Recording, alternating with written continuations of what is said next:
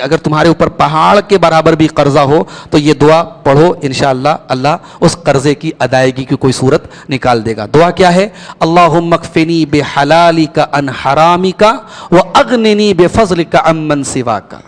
پھر سے پڑھ دے رہا ہوں، اللہم اکفنی، اے اللہ تو میرے لیے کافی ہو جا، اللہم اکفنی بحلالک عن حرامک، اے اللہ اپنے حلال کو دے دے، اتنا دے دے کہ مجھے حرام کی ضرورت نہ پڑے، اپنے حلال کو میرے لیے کافی بنا دے۔ وَأَغْنِنِي بِفَضْلِكَ عَمَّن سِوَاكَ، اور اے اللہ اپنے فضل و کرم سے اتنا مالدار کر دے کہ تیرے سوا کسی اور کا محتاج نہ رہوں۔ یہ بڑی جامع دعا ہے۔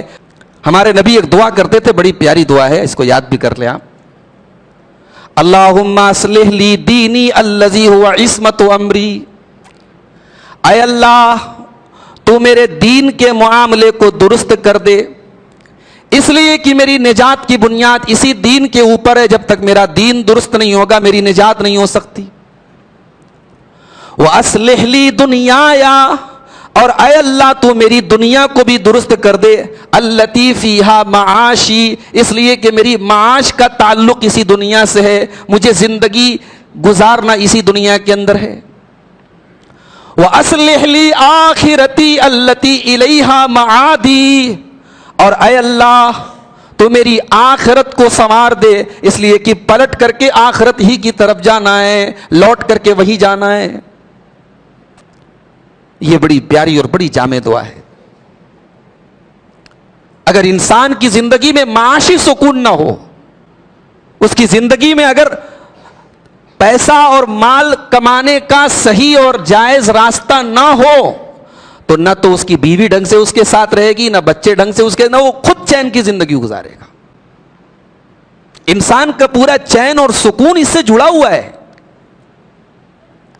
دو بڑی نعمتیں ہیں دنیا کے اندر، ایک معاشی سکون اور ایک امن و سلامتی والا سکون۔ اگر یہ دو سکون سوسائٹی کے اندر ہے تو سمجھو کہ سماج اور سوسائٹی کے اندر سکون ہے، ورنہ سوسائٹی کے اندر سکون نہیں پیدا ہو سکتا۔ اللہ تعالیٰ یہ دعا ہم سب کو پڑھنے کی توفیق دے۔ اللہ رب العالمین ہمارے نوجوانوں کو خاص طور سے جو بھی وہ بزنس کریں، حلال اور جائز کاروبار ان کو کرنے کی توفیق دے۔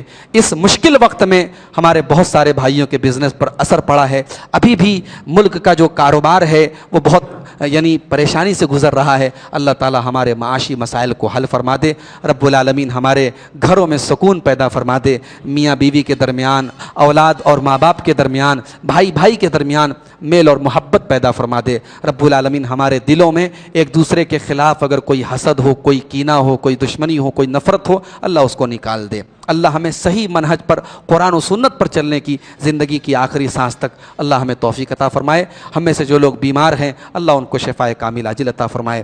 جو اہل توحید دنیا سے گزر چکے ہیں، جو اہل ایمان دنیا سے جا چکے ہیں، رب العالمین ان کی مغفرت فرمائے، اور ہم سب کو ایمان پر دنیا میں جب تک زندہ رکھے، اسلام پر زندہ رکھے، اور خاتمہ ہم سب کا ایمان پر ہو، آمین۔